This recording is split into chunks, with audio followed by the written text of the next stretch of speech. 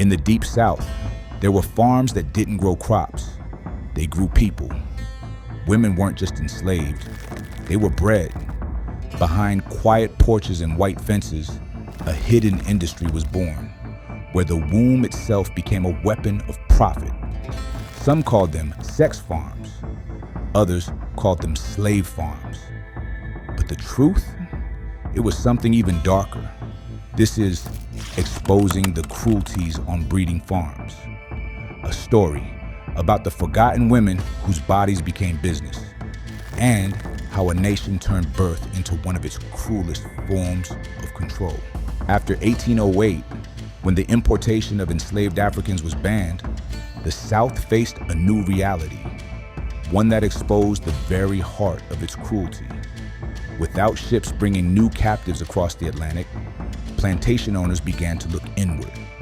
Their wealth, their labor, their future, all of it depended on a new form of supply.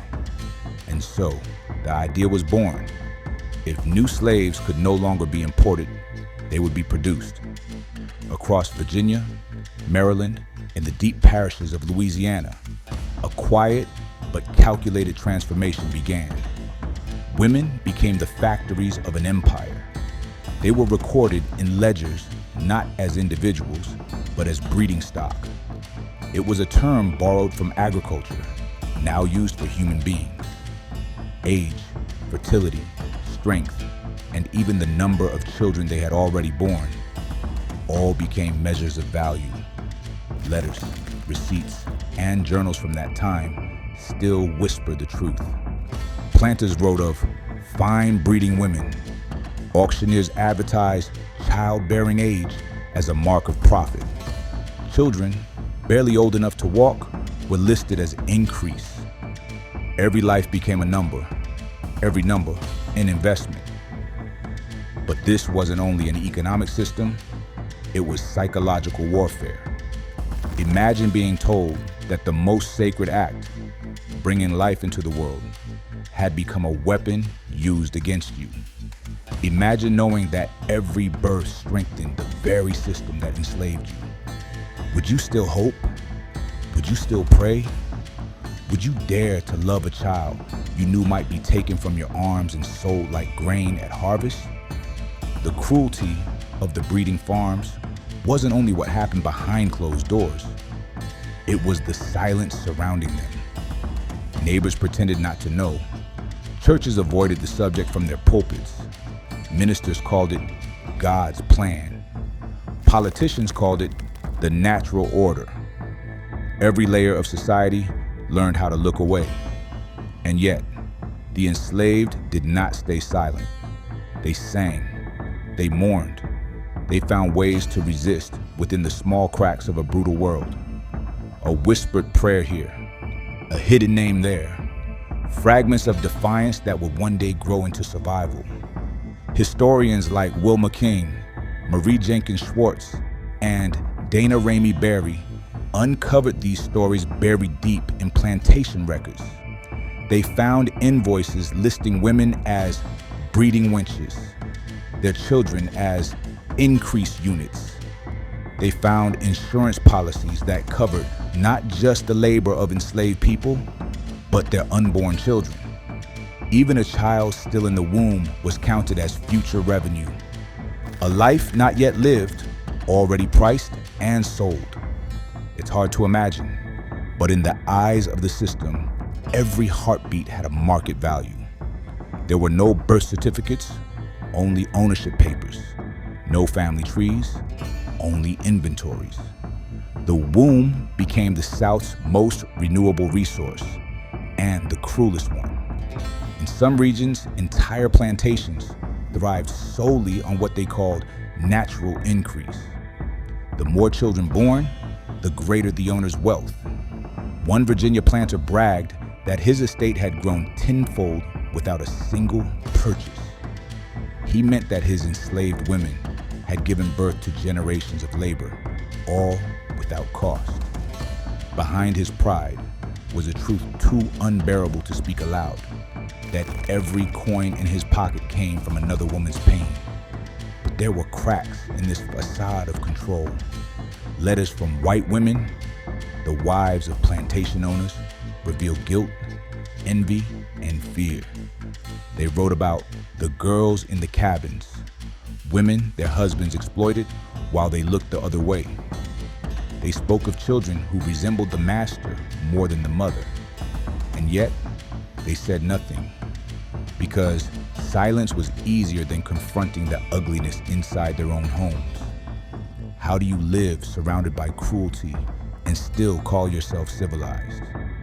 How do you build a church beside a cabin where a woman weeps for a child just sold? The South learned to balance faith and brutality, prayer and profit. And in doing so, it built a moral blindness that lasted for generations. But not every woman accepted that silence. Some took their fates into their own hands. There are accounts of women who fled deep into the swamps, hiding with newborns until death or freedom found them. Others found small ways to resist, refusing to bring children into bondage, faking illness, hiding pregnancies, or escaping at nightfall. Each act of resistance was a form of rebellion against a system that tried to make them less than human.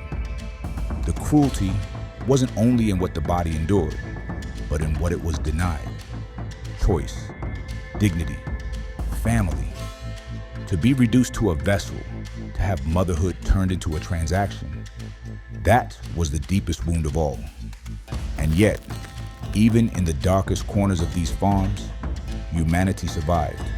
Songs were born that carried secret messages of hope. Stories were told in whispers to children. Stories of freedom, of ancestors, of lands beyond the river. Because even in a world built to break them, these women found ways to remind each other. We are still more than this. By the 1850s, the breeding system had become so normalized that it barely shocked anyone in the South. Planners, traders, and politicians discussed it with the same cold precision as cotton yields or market prices. But the enslaved remembered. And after emancipation, their testimonies revealed what official records never dared to say. Freedmen and women spoke of mothers who bore 10, 12, even 15 children, most of whom were sold before they could speak their names. They spoke of men forced to father children under threat of punishment. They spoke of a world that reduced love to labor and birth to business. And yet, those same testimonies also speak of endurance, of a people who, even when stripped of everything, still created family, still taught their children songs, stories, and faith, because culture itself became a form of resistance. That's the legacy often forgotten when we talk about slavery. It wasn't just about whips and chains. It was about control of life, of lineage, of the future itself. And when a system controls who gets to be born, it controls everything that comes after.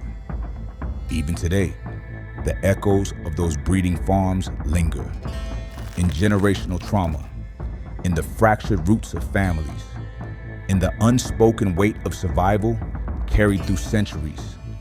It shows in the wealth gaps that never close, in the stories erased from classrooms, in the idea that some lives are still seen as more valuable than others.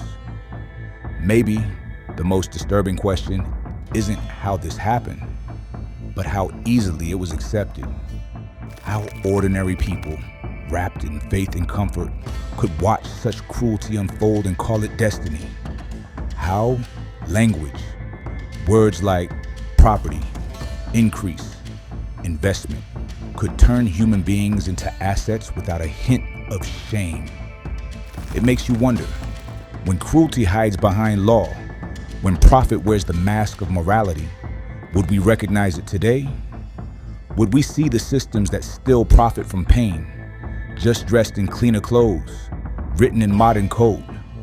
Or would we look away, just as they once did, pretending the cries behind the fences were only the wind? History doesn't whisper, it waits.